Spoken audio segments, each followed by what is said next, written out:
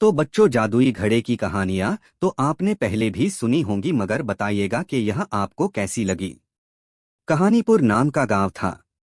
उस गांव में रहता था एक सीधा साधा रामू नाम का गरीब किसान। वह बहुत ही गरीब थे। उन बेचारों को कभी कभी एक समय का खाना भी नहीं खाने को मिलता था, जबकि वह दिन भर मेहनत से काम करता था। रामू के घर उसकी पत्नी ही उसके साथ रहती थी।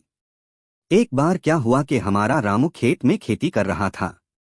तभी अचानक उसका जो कुदाल था वह एक जोर से किसी धातु से टकराया और तेज आवाज आई। बेचारा रामू चौंक के घबरा गया। बोला, अरे ये क्या? उसने खोद कर निकाला तो वहां पत्थर का घड़ा निकला।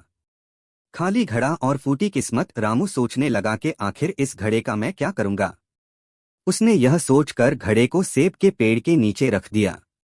उसे वह रख रामू अपना खेती करने लगा। फिर दोपहर के समय वह अपना खाना लेकर सेब के पेड़ के नीचे खाने आ गया।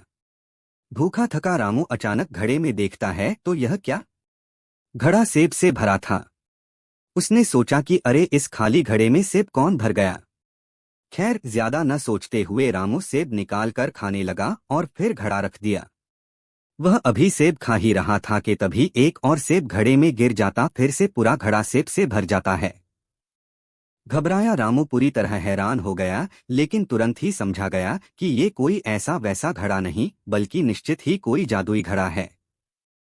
फिर कुछ विचार करके रामू घड़े को लेकर अपने घर ले जाता है।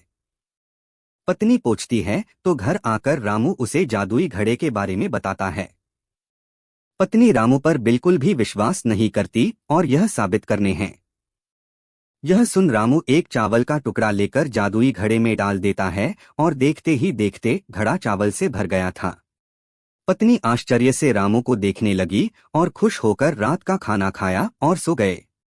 अगली सुबह रामू उस घड़े में कुछ सब्जियां डालता और सब्जियां निकालकर बाजार में बेचने का सोचता है। अब तो रोज ही ऐसा होता और फिर रामू मेहनत करके धन कमाया और बड़ा सा घर बनवा लेता है। गांव के सभी लोग चर्चा करने लगे कि कैसे रामू इतना अमीर हो गया, क्या उसके हाथ कुछ लग गया है। गांव में खूब माहिर दो चोर थे और एक दिन इन चोरों को पता चला तो दोनों चोर दिन के समय रामू के घर जाकर छुप के देखने लगे। उन्होंने देखा कि रामू घड़े में एक सब्जी डालता तो जादुई घड़ा बहुत सी सब्जी से पूरा भर जाता। दोनों चोर बहुत खुश होते हुए चोरी करने का योजना बनाते हैं। चोर योजना के अनुसार आधी रात के समय रामू के घर घुस गए और वह रखा जादुई घड़ा चोरी करके अपने घर आ गए। एक चोर जादुई घड़ा को परखने के लिए उसमें एक सिक्का डाल देता है। हमेशा की तरह एक सिक्का बहुत सारे सोने के सिक्के बन गया। लालच बुरी बाला, दोनों एक दूसरे से जादुई घड़ा छीनने लगे और झगड़े में दोनों के हाथों से जादुई घड़ा गिरकर टूट गया और सोना भी गायब हो गया।